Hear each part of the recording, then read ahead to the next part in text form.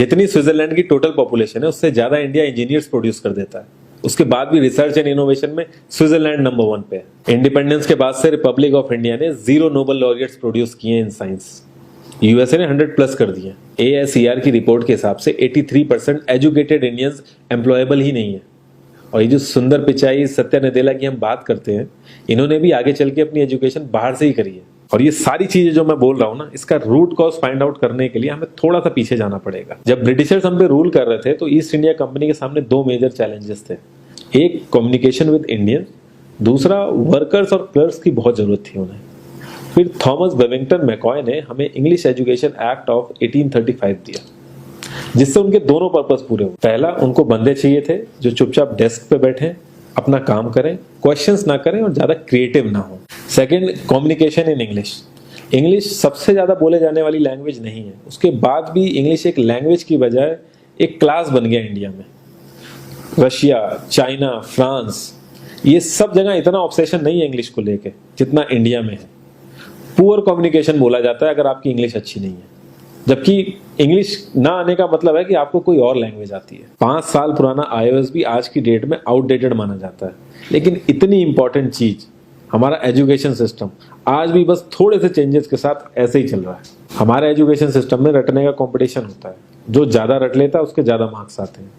अब 95% जिसके संस्कृत में आए हैं वो भी संस्कृत नहीं बोल पा रहा है। और बेसिक हिस्ट्री होने की बजाय इतनी मोटी मोटी किताबें हैं हिस्ट्री की जिसका कोई मतलब नहीं है। अगर आज की डेट में आपको कुछ भी पता करना, आप गूगल से पता कर लोगे।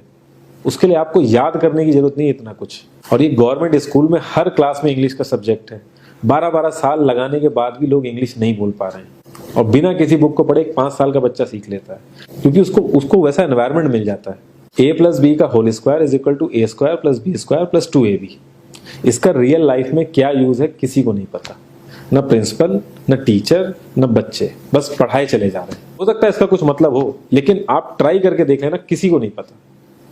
हाँ, 2AB की जगह अगर आपने 3AB बोल दिया तो 4 लोग हंसने वाले मिल जाएंगे आपके ऊपर।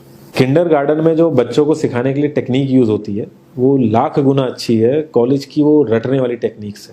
और जिन बच्चों के बहुत ज्यादा नंबर आते हैं ना, जो वो छुपा छुपा के एग्जाम में लिखते हैं, आप देखोगे जब वो रियल लाइफ में जाते हैं ना तो ज्यादातर क्रम्बल करते हैं। हर किसी को सेम सिलेबस और सेम चीज सिखाई जाती है बिना उसकी कैपेबिलिटी देखे। और क्रिएटिविटी का तो दूर दूर तक मतलब नहीं होता। अब एक लाइन से आप शेर, मछली, सांप, हाथी सबको लाइन से खड़ा कर दो और उनसे कहो पेड़ पे चढ़ो, उनको तो जिंदगी भर यही लगेगा ना कि वो तो किसी काबिल ही नहीं है। और द्रोणाचार्य ने भी पांडवों को उनकी स्किल सेट के हिसाब से उनको चीजें सिखाई, सबको एक ही चीज नहीं सिखा दी। और हमारे एजुकेशन सिस्टम में ज्यादा ऑप्शंस भी नहीं है। सबसे ऊपर साइंस, फिर कॉमर्स, और सबसे नीचे जाके कहीं नंबर आता है आर्ट्स का। आर्ट्स लेने वाले को तो लोग इतना हल्के में लेते हैं जैसे वो किसी काम का ही नहीं है। हर माँ बाप को तो इंजीनियर या डॉक्टर ही बनाना है। कॉलेज वाले अगर एक्स्ट्रा कोर्स रख भी देते हैं तो माँ बाप एंट्री नहीं कराएंगे, तो वो सारा पैसा बर्बाद होगा कॉलेज का। तो ऑप्शंस कहाँ से आएंगे? और बचपन से ही आपकी ट्रेनिंग स्टार्ट हो जाती है। माँ बाप, भाई बहन, रिलेटिव सब ये समझाते हैं अगर आपके मार्क्स नहीं आए और जॉब नहीं लगी तो आपकी जिंदगी बेकार। और लाइफ की क्रिएटिविटी को आप रखते हो साइड में, और ये अच्छे मार्क्स और अच्छी जॉब पाना आपका सपना बन जाता है। अब ये सपना पूरा हो जाता है तो बहुत बढ़िया है, दूसरे को जेलस फील कराओगे, नीचा फील कराओगे। और इस छोटी सी उम्र में अगर सपना टूट जाता है तो सेल्फ डाउट में आ जाओगे।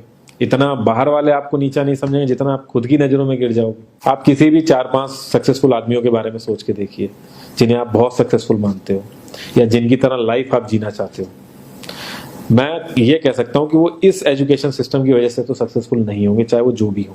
धीरू भाई अंबानी, विराट कोहली, आमिर खान, नरेंद्र मोदी, ये सब हमारे इस करंट एजुकेशन सिस्टम के ट्रैप में नहीं फंसे।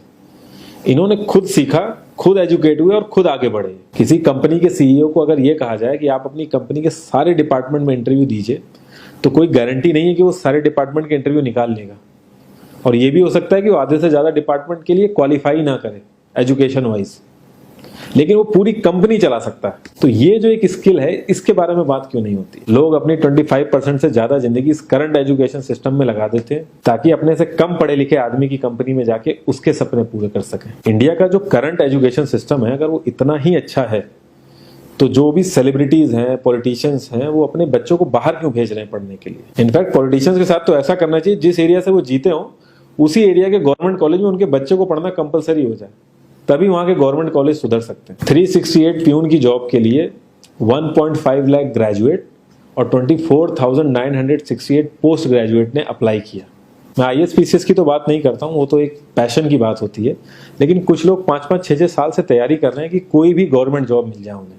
उनसे पूछोगे क्यों ऐसे इतने टाइम से लगे हुए हो, तो वो एक ही चीज़ बोलेंगे कि जॉब सिक्योर है। मतलब आप काम नहीं भी करोगे तो आपको निकाला नहीं जाएगा। ये सारी कामचोरी वाली बातें माइंड में इसीलिए आती हैं क्योंकि हमारा जो करंट एजुकेशन सिस्टम है वो इतना कॉन्फिडेंस ही नहीं देता है कि हम अपनी स्किल के दम पे कहीं जाके काम करें और हमें निकलने का डर ना हो। मैं आने वाले 10 साल की तो बात ही नहीं कर रहा हूँ, अगर मैं आने वाले 5 साल की भी बात करूँ तो टेक्नोलॉजीज में इतना ज़्यादा चेंजेस आ जाएगा कि जो आज हम पढ़ रहे हैं, जिस स्किल पे हम फोकस कर रहे हैं, पता नहीं वो रेलेवेंट भी होगी कि नहीं उस समय। Cloud computing, SEO, digital marketing, ये सब जॉब्स पहले एग्जिस्ट ही नहीं करती थी। हम लोगों को एजाइल होना पड़ेगा, नई नई चीज़ों को सीखने के लिए ओपन रहना पड़ेगा, क्रिएटिव माइंड लगाना पड़ेगा।